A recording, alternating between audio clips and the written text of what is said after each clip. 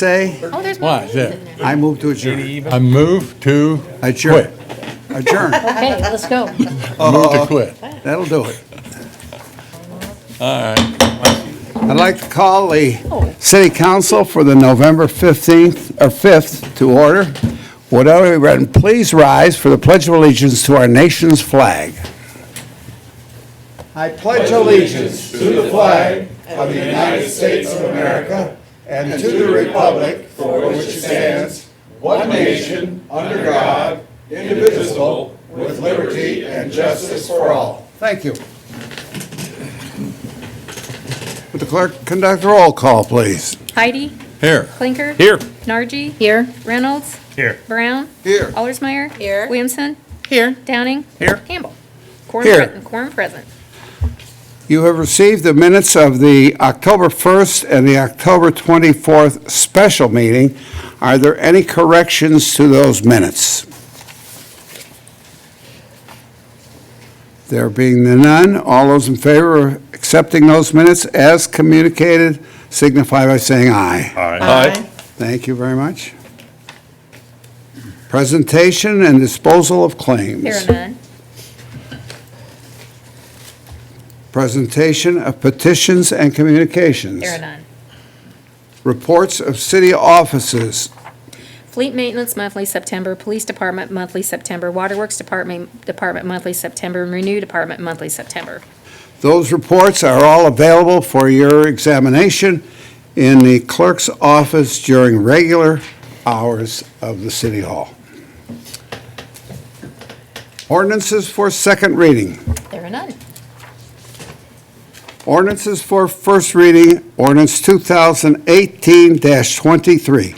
An ordinance to amend the ordinance 2017-37, an ordinance fixing the salaries of the appointed officers and employees of the city of Lafayette, Indiana for the year 2018, excluding the sworn and protective occupation and law enforcement members of the police and fire departments. Mr. Heidi? I move Don't, to- this isn't adjournment yet. We're not ready to adjourn? No, not ready for adjournment.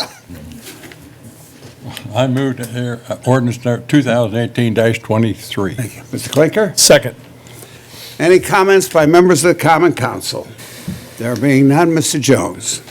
Mike Jones, Controller, Mr. President, council members. The ordinance before you corrects our 2017-37 ordinance affixing the salaries. And the exhibit that we needed to change has two errors in it. One was a position in the Parks Department that changed at the end of May. We had a natural resource planner who is no longer employed, and we brought in a project manager. It actually saves money for the city, but we need to correct that title so that when the audit comes, we have everything in order on the ordinance. And the second item was a Scribner's error. I had three operators listed, system operators listed in the waterworks. There are actually four. So this would again correct that listing. Mrs. Nargi, I would accept a motion to accept the correction for the first one. Go ahead, what was it again? Oh, it was changing a natural resource planner to a project manager in the parks. And the second one, the Scribner's error, correcting a, Mr. Jones? It's changing three systems operators to actually four, which is what the count is. Yes, ma'am. So do we have to make another motion to? I think we'll cover both of those motions or both those corrections with one motion. And so the previous motion doesn't? We're just making this correction on this Okay, at this point. so moved. Thank you. Second. Second. All those in favor signify by saying aye on the two amendment changes. Aye. Opposed, same sign. Thank you. Okay, now we are back to the original ordinance. Mr. Jones, you may as well stay there. Okay, again, this change will correct our listing so that at audit time, when the state board comes in, everything will be corrected. Very good. Any questions of Mr. Jones? Do we need a public hearing? Members of the audience, any questions of Mr. Jones? There being none, would the clerk then conduct a roll call vote on ordinance 2018-23 as amended? Heidi, Aye. Clinker, Aye. Nargi, Aye. Reynolds, Aye. Brown, Aye. Allersmeyer, Aye. Williamson, Aye. Downey. Aye. Ordinance passes 8-0. Thank you. Ordinance 2018-24. An ordinance for additional appropriation from Police Education Fund, Fund 2320. Marlene just walked down. Oh, good. Lucky person. Good. Mrs. Nargi. I move we hear ordinance 2018-24. A second. Any questions of Mr. Jones concerning this appropriation from the Police Education Fund? Well, this is an extra appropriation to purchase an administrative police car. We had one destroyed in an accident, and being it as late as it is in the year, we don't really have any room in our other normal operating funds to replace this vehicle. It was a 2011. It was in the rotation to be replaced this coming year, 2019 budget year. So, I mean, it wasn't that far from being retired from service, but it has been destroyed, and this particular fund can be used for any legal purpose of the city, and so I'm requesting that we increase the appropriation from this particular fund to replace the car. Any questions of Mr. Jones? Just one. Is that going to cover the entire cost of the vehicle? Yes, it will. The administrative cars don't get quite the equipment that a regular patrol car does, and is typically driven by detectives, so they're not used quite as hard as a regular patrol car is. Thank you, sir. This other person that hit the car was at fault then? I Yes, assume? there is some insurance covering this too. I'm sorry, I should have mentioned that. But again, it's a 2011, it didn't have as much value as it would have, obviously, if it were newer. Any questions of Mr. Jones? Thank you, Mr. Jones. Members of the audience wish to address this particular ordinance? There being none, would the clerk then conduct a roll call vote on 2018-24? Heidi, Aye. Clinker, Aye. Nargi, Aye. Reynolds, Aye. Brown, Aye. Allersmeyer, Aye. Williamson, Aye. Downey. Aye. Ordinance passes 8-0. Thank you. Ordinance 2018-20. Mr. Campbell, we need to set a public hearing on this good. one since it's appropriation. Mr. Brown, we need a public hearing at 6:31 on 12/3/18. So moved. Mr. Alsmeyer. I have to admit, it scared me that you said 12. Sorry, December already. Yes, second. Months go fast around here. All those in favor of public hearing, 6:31, 12/3/18, signify by saying aye. Aye. Opposed, the same sign, thank you. Put that on your calendars, please. Ordinance 2018-24. Any questions of Mr. Jones about that particular vehicle? Nope. 25. 25, Yeah, excuse me. 25. Any questions of Mr. Jones about that? Mayor Roseworski? Mr. President, can I Yes, ma'am. make a motion to get it on the agenda? Yeah, let's do that. I move we hear and approve ordinance 2018-25. Second. Second, thank you. Mayor? Can I go ahead and read it into the Sure. minutes? An ordinance for appropriation of economic development income tax funds, edit Fund 2090. Go ahead, Mayor. Thank you, Mr. Campbell. Mr. Campbell, ladies and gentlemen, jury. That went back to my police days, didn't I? Yeah, I haven't had to do that for quite a while. Notice how smooth and quickly that came out? You have before you an ordinance that I'm very glad to be able to bring to you after 2 years, and that's no exaggeration, of negotiations with CVS. We have been able to reach an agreement to purchase the parking lot located there on Cassuth Street, 24th and Cassuth, right there at Main Street. As you know, as we look at the new baseball stadium, we're adding 2 new slides to the aquatic center. We're adding 3 new zoo exhibits. We're redoing many things in Columbian Park, bringing back the carousel, paddle boats, all of those things that we're trying to do. Parking at times can become an issue, and so we very much wanted to try to get this parking lot secured. It was not an easy process, but we have been able to reach a financial agreement with them.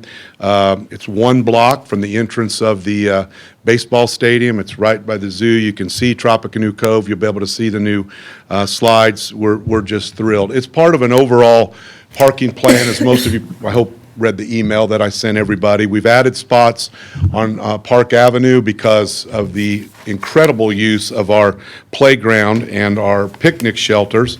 And we have also working, once we are done with Jinx Rest, we're going to expand the parking lot there to help with events at Memorial Island once the Memorial Island Amphitheater is resurrected and the improvements that are made there. And so we believe this is really another important piece in the overall parking at Columbian Park. And the house that we purchased from Brad Cohen next to Arnie's, where the underground storage tanks will go for the stormwater, we'll also put a parking lot on the top of that. So we'll be able to add, 200 and some spaces for people in that area, which is a significant amount.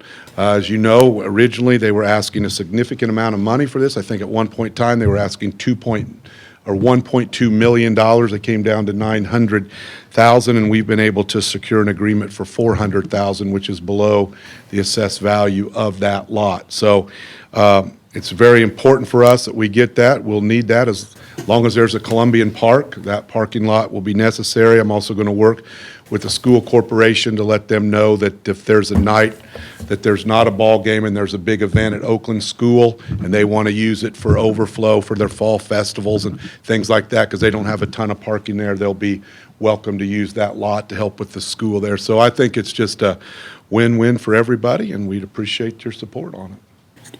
Any questions to the mayor?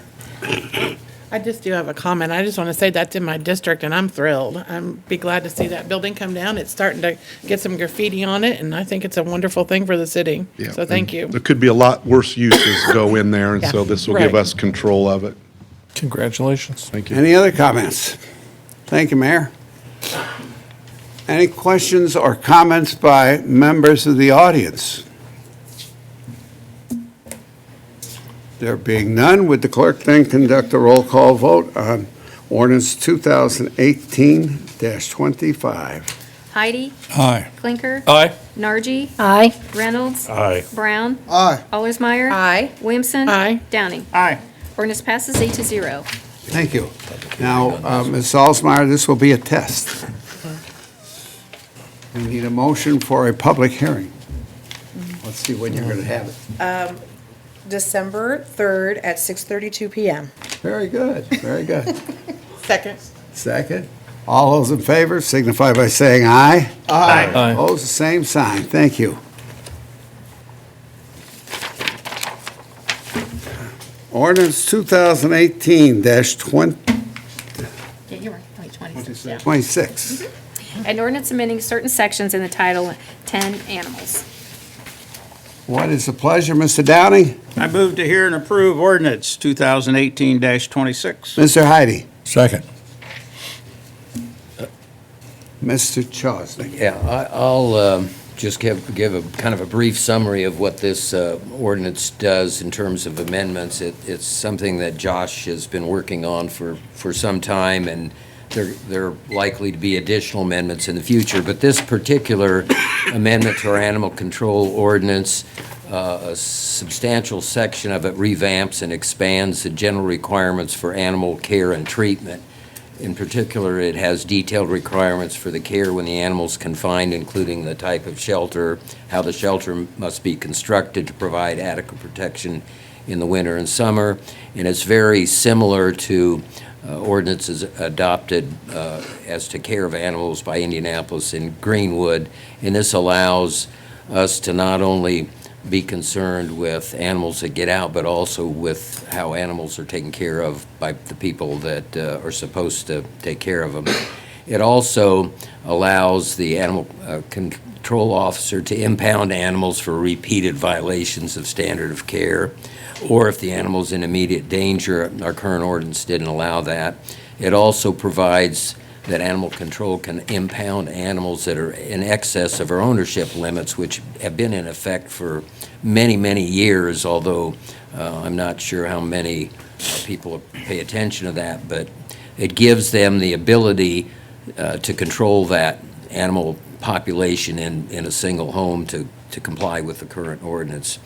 Also, an additional item is a failure to reclaim, because animals are picked up because of various violations. The owner's given notice that they can reclaim the animal. It's not a dangerous animal, it's not under, and they don't do it. So this allows us to fine them because we incur the cost, almost home incurs the cost of taking care of them. And also it allows us now to not return an animal unless it's microchipped, except for those occasions where a veterinarian says that microchipping the animal is not good for its health. And it also provides a new section for habitual offenders, just like we have in the criminal code. You know, when you violate more than 1 or 2 or 3 times, the penalty increases, and we have an habitual offender provision now in the ordinance. And as I indicated, Josh is here, and he lives with it every day and has for the last, I think, 11 years. So, Josh, if you want to come up, and that way you can add anything that I've missed, as well as take questions from the council. Any questions of Mr. Chosnick or Josh concerning this particular ordinance? I have a question. I've had a couple people contact me about if you're fostering dogs or rescuing, is there a limit on how many you can have There's no language in the ordinance that addresses that? that addresses fostering.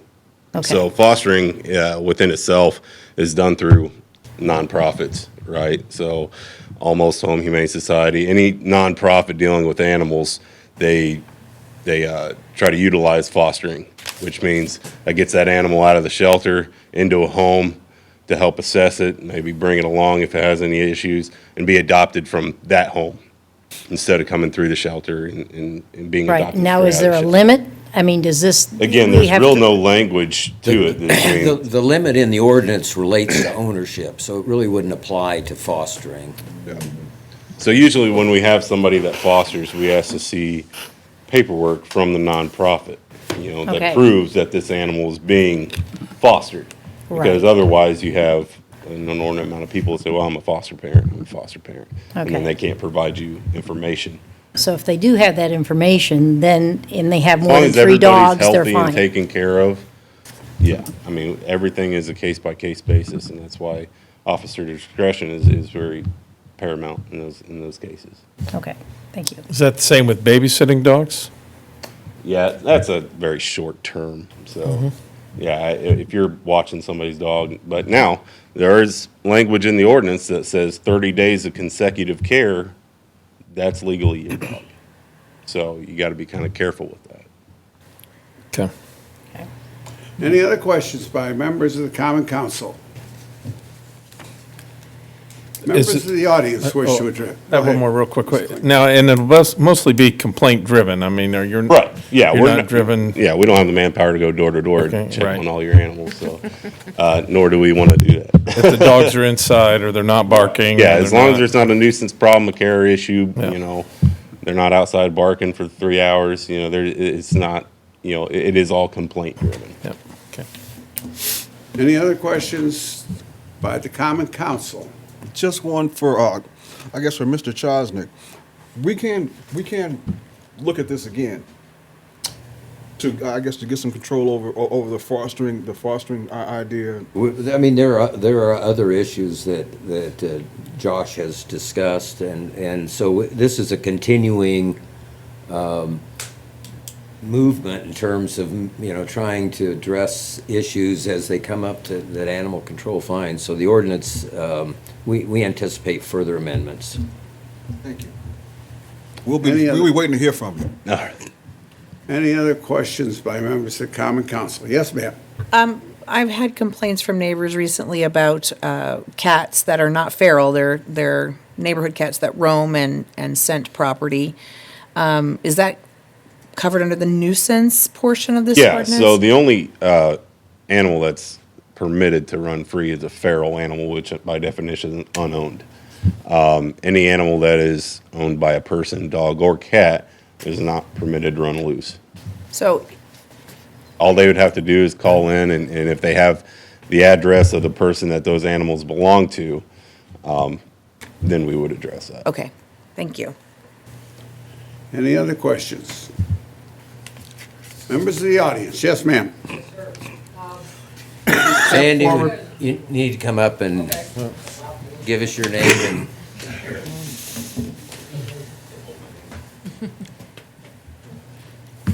I mean, you've all done a pretty good job in trying to address the problems with animals that are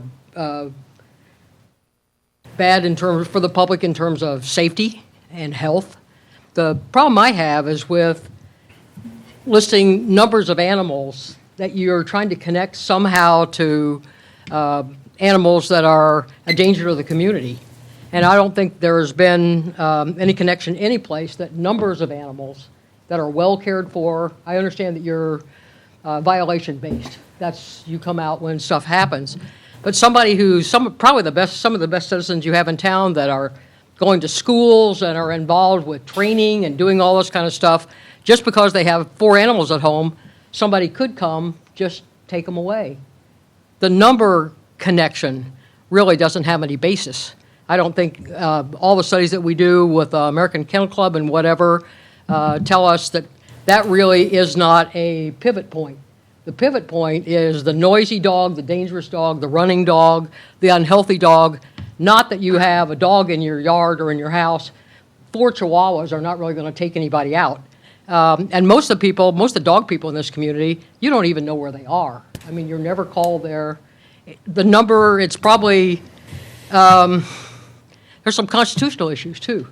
You know, we have a right in this country to live where we live, the way we want to live, as long as we are not bothering somebody else. The only reason we have laws at all is so we can live with each other. And so this is not a pivot point that causes a law to be needed in terms of just saying, if you have more than 3 dogs, you can't have them. You know, constitutionally, I believe you can. There are some states and some communities. I worked with the county when we were developing the law that they have, and we realized that it wasn't a way to get a hold of good folks. The only people that are going to be causing your problems are people who aren't paying any attention to you anyway. So just to bring these people in just because they are, probably, if you can show me a reason why 4 dogs is more dangerous than 1 crazy one running through the neighborhood, I might go along with that. But that's just because 4 dogs live in a house doesn't mean that they're a danger to the community, safety, or health. So I would really love to see the number, and especially since you increased the penalty for that, now they can just come, if you read this thing, if you have a neighbor that doesn't like you, had a neighbor that was burning firewood in his backyard 10 feet high every night. He got angry and called that we had barking dogs. Well, nobody could ever get them to bark. So, but that's the kind of thing. If you have a neighbor that complains just because they don't like you and they call and you have 4 dogs, you could come to the house and take one of those dogs out. They've never done anything. So I would just love to see the number requirement taken out. You already have all the pivot points you need to pick up any dangerous, any unhealthy, any poorly treated. You know, it's mostly a people problem anyway. It always is. I would just like to see that come out. I don't think it could be definitive. If somebody wanted to challenge you in court, I believe there's some constitutional issues with that as well. And thank you for Thank you listening. very much. How long has it been on the books? 3 dogs and 3 cats? Since 2007. 2007. You did? And if I might add, the reason why we put that in there was because we had people who were literally running kennels in their homes, within the city of Lafayette. I mean, so many dogs on their property that, you know, you can smell the dog poop out of their yards and all that sort of thing. So it wasn't so much a public safety issue where we were concerned about the dogs attacking people. It was the idea that maybe that's a bit of an overload for an urban area, for someone to have 6, 7, 8 dogs in their yard. If I can respond to that, you all have put in place better ways to handle that. You know, if you have noise complaints, if you have health complaints, if you have a smelly neighbor, whatever, y'all get called and you take care of that on a case-by-case basis. That's an unusual thing, but there's already a better remedy. Remedies for the people who are causing problems, and those are the ones you want to pick out of the neighborhoods anyway. So your only objection is to the number? Just a number that we just even name a number. You know, I just don't think you need to name a number. Y'all have done a good job saying, you know, specific things that cause problems in neighborhoods and in town, and those you want to stop. Numbers of dogs don't seem to be a pivot point for any of that. You know, I don't know how many you picked up. You had some hoarding situations, but in terms of having to go out in the neighborhood and, you know, you have got complaints for lots of dogs in a house, I think that's probably a pretty rare call. It is, and, you know, myself and my HCOs are in the habit of taking healthy, well-cared for animals at home. Well, I think you already have the penalties, everything's in place, you've done a great job of putting the stuff in place, just probably the numbers need to be pulled out. Thank you. Any other questions or comments of Josh and or the attorney? Josh, what's your opinion of the numbers? Just a question.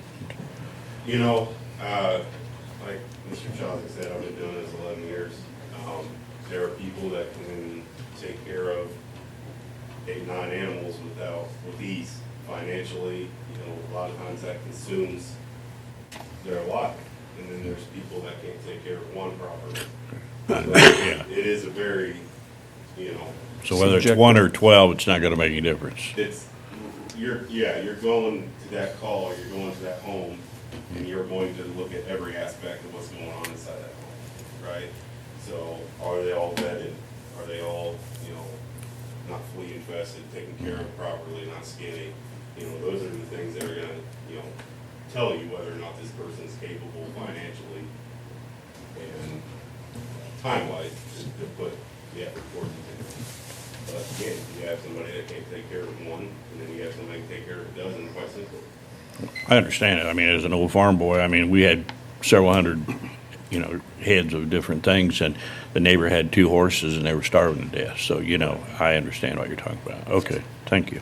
Do you think having the numbers in the ordinance thus far have been a proactive deterrent rather than having your department be so it's what's kept you from having to be so reactionary? So a lot of what we find out with animal ordinances as a general is there's not a ton of education. Again, our department's only been around since 2007, you know, so this is still in its infancy, right?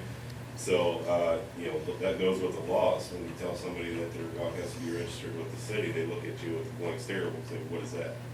So they don't know those things, just like the numbers and a lot of our ordinances, a lot of it's uneducated, you know, people doing things. So, no, I don't believe the 3 number has been a deterrent because people simply haven't noticed. But Josh, isn't it a tool for you to be able to use in case those issues come up? So with our hoarding situations and our, you know, people that do get overwhelmed, it is a tool for us to use it. So those animals, you know, are in excess, like we take 60 some odd cats out of a house. It's because we're able to with that ordinance. You know, so you can't have 62, you can have 3, you know. Thank you, Josh. Any other, yes, ma'am. Would you come forward and identify yourself, please? Name and address. Hi, I'm Laura Hooser. I'm an active dog. Your address, please. Sure. Your address. 8128 Woolsey Court, West Lafayette. Oh, thank you. I'm involved in the local kennel club here, and we do a lot of educational work and trying to get information out to the public about good dog ownership. But I think as Josh just explained, and the number of dogs and/or cats that you have is not directly related to how well people are taking care of them.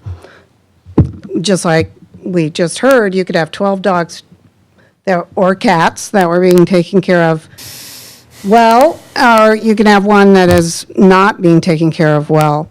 So I think Josh and his office is very responsible and well-meaning, but once it's on the books and in a law, and we've increased the penalties for having more than 3, we don't know who is going to be in Josh's office some years from now. They might not be as reasonable in coming out for nuisance claims or whatever from neighbors.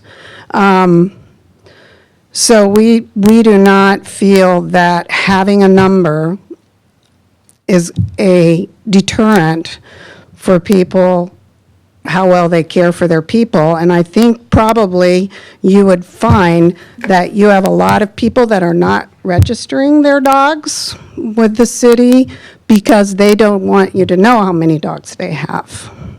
So you would probably get better compliance with that law if you did not have a limit on how many dogs or cats. I mean, 3 is just some kind of magic number that somebody came up with in 2007. So I'm not sure why we have to have a number. Thank you. Any other comments from the audience? Yes, ma'am. Hello, my name's Elizabeth Mark. I live at 644 North 7th Street. And I foster, and I'm actually the foster chair. I run the foster program for Indianapolis Greyhound Pets of America. And I have retired racing greyhounds. And I have 3, and I also foster. I had a wonderful conversation with Josh on Friday. He called me, addressed a lot of my concerns, and I really appreciate that. I think on the whole, the ordinance is really good. I do also have an issue with concerns about fostering because it's not in there. I read contracts for a living. That's what I do all day. So I'm like, what's in the contract? What isn't? So fostering is not in there. Dog sitting is not in there. I occasionally help somebody out when they need to be gone for a weekend. And the biggest issue I have, frankly, with the number, I get the idea of the number, but why 3 dogs and 3 cats? I'm allergic to cats. I'm never going to own a cat. So I can't have 3 dogs and 3 cats. So why 3 of each? That doesn't make any sense to me. Somebody can have 3 dogs and 3 cats, but I can't, So my question is, why not let somebody have 4 dogs? I also asked Josh if it was possible to have some additional level of, like when somebody gets into trouble, they have a dangerous animal agreement they sign, Most people who have multiple animals or foster, we have nothing to hide. With greyhounds, it's a little bit of a unique situation. I can't just go down the street and pick up greyhounds, they have to be brought here from Florida. And we're extremely organized. We rarely let anybody have more than 1 foster. Occasionally, there are a few people we let have 2, but it's pretty rare. But, why not allow some kind of a contract with people who either have more dogs or cats, for that matter, because I know at least 3 people who have more than 4 cats. I'm not going to tell you who they are, but, yeah. And, but, why not have some kind of an agreement? Hey, charge us an extra fee. Say, hey, you got to have a special license and you pay $100 a year, or whatever it is. Most of us have nothing to hide. We have no problem with that. Honestly, I was under the impression that a cat that you're caring, or a dog you're caring for, does not count. Is that right? it's not in, Continuous care for 30 days, you said, yeah. right? yeah, it's not in the, Right, you don't have the ownership. yeah, it's not in there, so it's open to. I think what she's asking for is if there needs to maybe be some language in there stating that the foster dog is not technically owned by them, it's owned by Right. nonprofit. Yeah. I have some good friends who just moved to well, I should say they didn't move to Lafayette. They live in Linden. And you know why they live in Linden? Because they have 6 greyhounds. That's why they live in Linden. One of them is a surgical vet tech at the Purdue Vet School. The other one's an engineer. They're wonderful dog owners. They would have been an asset to any neighborhood in Lafayette. They bought a house in Linden because they were terrified that somebody would take their dogs away if they moved here. That's the perception people get from other areas. I have a friend in Westfield who's been fighting her HOA and Westfield about her greyhounds.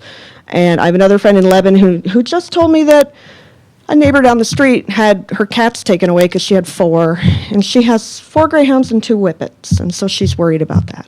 So something to think about. I do think those numbers should be looked at, and I think if there could be some other kind of agreement, like I say, most people who have more than 4 or foster, or 3, or foster don't have any issue with it. Thank you. I'm under the impression that this is a working or something in a project in work.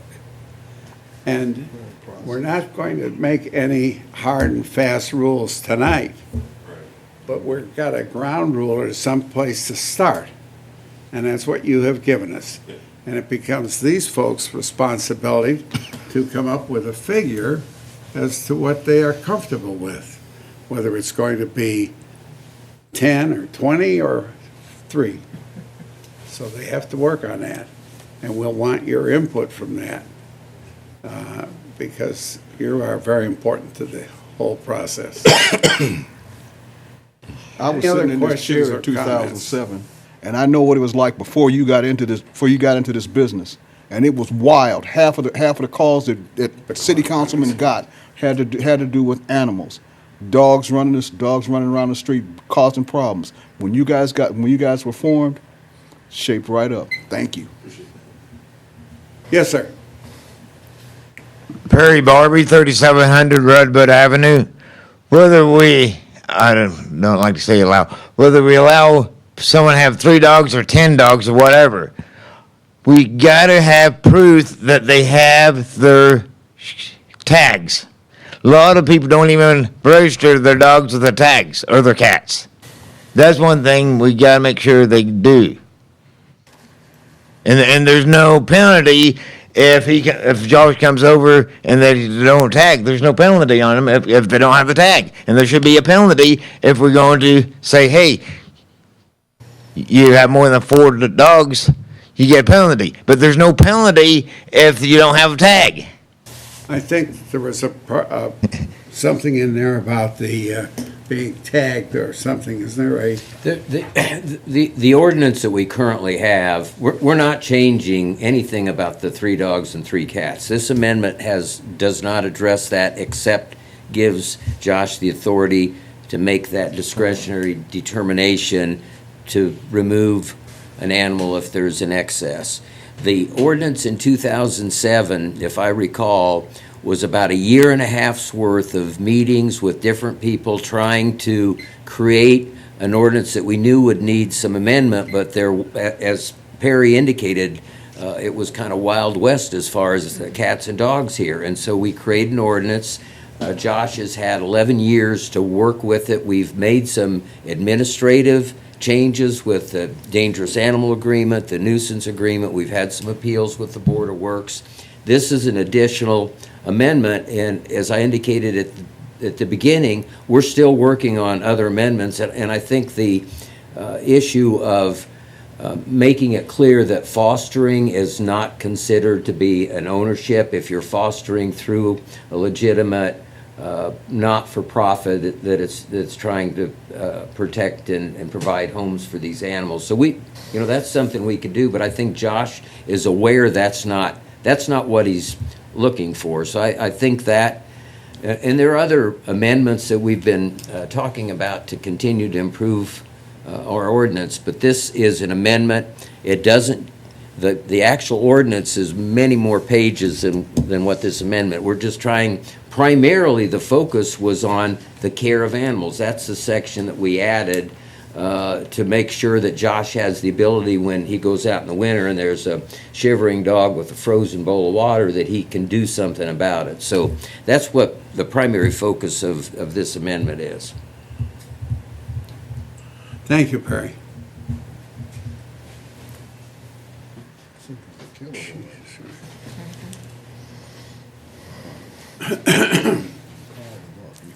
Lloyd Wells, 3717 Rawlings Drive. It sounds to me like you need to drop the numbers altogether and be more specific on the standard of care that is given to dogs. And he's the guy to determine whether or not the standard of care is being met. I think that's what you were saying a while ago. You have people that can take care of a lot of animals and do it well, and some people can't take care of one. And so it makes sense to me to just get rid of the numbers altogether and be very specific about the standard of care. Thank you. Thank you, Mr. I Wells. think this amendment does a nice job getting specific in the standard of care. Right. Yes, ma'am. Sharon Dahl, 334 Leslie Avenue, West Lafayette. As far as the limit of cats and dogs, these are very common numbers in urban areas throughout the state. So there are many cities that have a limit on cats and dogs just to try and get a grip on the number of animals that flood our streets and our shelters. I do agree that the language for fostering, I think that could help so that people know that they're safe if they're fostering, or I think that would be a big addition. Thank you. Any other questions or comments by members of the Common Council? I agree. I think now the number thing is not, I think it's okay. It's like a speed limit sign. It's 25. How many people go 35 through there? Some get caught, some don't. You know? But that's no reason to take down the sign. Would this stand up in court if somebody is taken into concerning Josh's take on whether the animals are being cared for properly? Or will the court say, we want to have a number? If I could answer that question, I'd have a crystal ball that would have allowed me to win every case I took. So, it's an issue that can come up, but I think it would depend on the circumstances, and I think you can't answer that. Yeah, I can't answer that, and I don't think anybody here, and the judge, you could have a panel of 3 judges and they disagree. Mm-hmm. So I think it's an appropriate base. Like Jerry said, we have speed limits and we have other things, and I think that if we make a provision for the exception of those special circumstances where they're fostering or doing, well, I think there already is for if you're dog sitting for a week or 2 weeks. So, and I think that a lot of it would depend on the discretion of the animal control officer. We all know when we feel like somebody's overstepped at that particular case. Those 4 little chihuahuas have been in that home and there's been no problem. And it's all fact sensitive on a lot of judicial decisions, because judges are supposed to be human and make those calls. Yeah, I think that if you just looked into the fostering care, maybe we can clean that up a little bit, and I'm good. I'm good with where it is. Any other comments by members of the Common Council? None, sir. Then would the clerk conduct a roll call vote on ordinance 2018-26 as it is written? Heidi. Aye. Blinker. Aye. Nargi. Aye. Reynolds. Aye. Brown. Aye. Allersmeyer. Aye. Williamson. Aye. Downing. Aye. Ordinance passes 8-0. Ordinance passes 8-0. Resolution 2018-21. A resolution of the Common Council of the City of Lafayette, Indiana, authorizing the participation of said city in the motor fuel budgeting program of the Indiana Bond Bank for 2019 budget year, the execution of the qualified entity reimbursement agreement in connection therewith, and other related matters. What's the pleasure of the council here? Mrs. Nargi? I move we hear Resolution 2018-21. I second. Comments by members of the Common Council. Mr. Jones. Mr. President, council members, As I've been doing since 2009, I'm asking your permission to participate with the Indiana Bond Bank in their fuel budgeting program. The program was developed because a lot of local government units do not have the purchasing power with their own fuel usage to enter into agreements to protect their budget with this rather volatile commodity. So the bond bank came up with this, where we partner with other government units. We're allowed to, or we estimate our annual usage, and then we're allowed to put up to 80% of that annual usage into this funding budgeting program. The bond bank then goes to a commodities dealer and works with that. We don't change anything we do. We purchase from local vendors, as we always have, and we pay the rack price like we always do. But the bond bank has a collar set up, and it really acts like an insurance policy for us. The collar is based on the NYMEX, the New York Mercantile Exchange pricing on fuel, and they have set a ceiling and a floor price. Anything that is in between that price, we pay a small fee, about 3 cents a gallon, on the commodity, or on the amount that we've pledged for that month, as an administrative fee. If the NYMEX price drops below that floor, then we pay the difference between what the floor price is and what the actual price that we that's set on the NYMEX and the floor.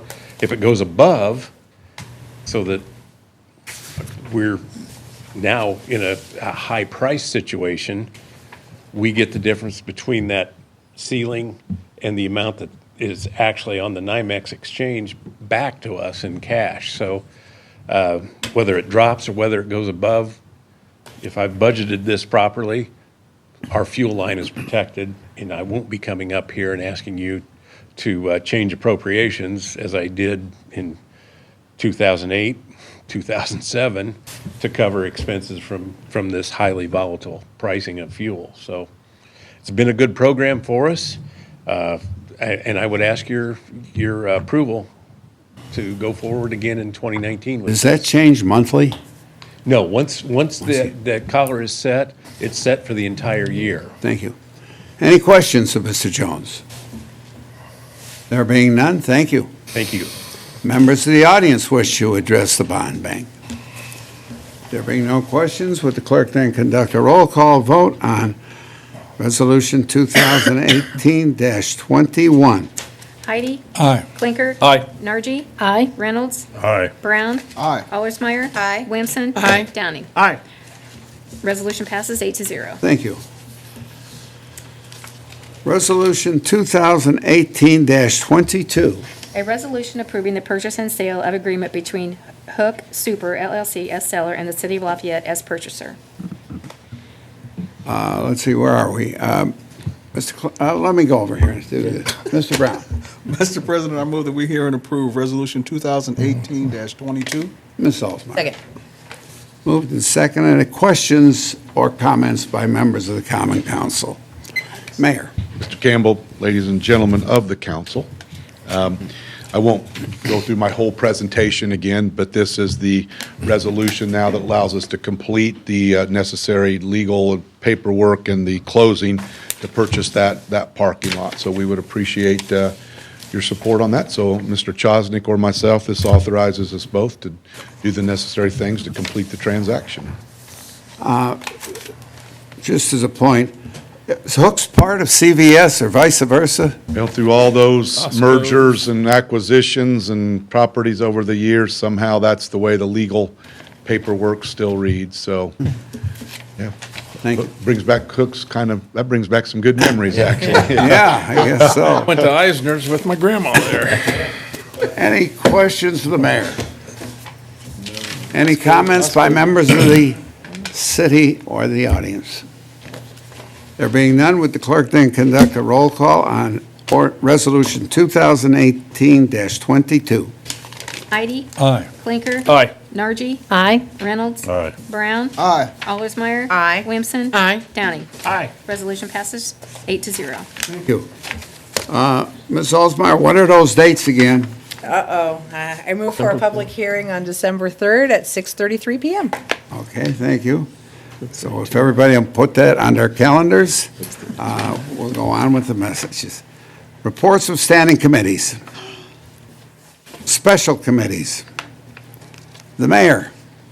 Very briefly, I just wanted to take a moment to thank the council. I'm not sure if you've all seen it. There was a small article in the paper, but we hope to get some more information out. But because of the work of this council and all of our department heads and the wonderful community that we live in, you probably saw where Forbes magazine ranked what's called the Lafayette MSA, our metropolitan statistical area, and that's Lafayette, West Lafayette, Tippecanoe County, and a sliver of a few other counties, but it's primarily Tippecanoe County. We were ranked the number 2 metro in the entire United States for business and careers, and that's all size of businesses and careers. So that is a tremendous accomplishment, and speaks well to the work that this council is doing, the work that our citizens are doing, the department heads, and the cooperation, because that was noted in the article from Forbes, the cooperation between the governments and the entities in this community working together to get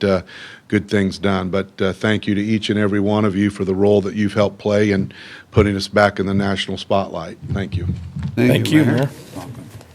Who's number 1? South Dakota, we can beat them. Yeah, we're coming for you. Whoop them. Yeah. Miscellaneous and new business. Reports of councilmen. Public comment. Mr. Heidi. I move to adjourn. Second. All those in favor signify by saying aye. Aye. Opposed, same sign. Thank you very much.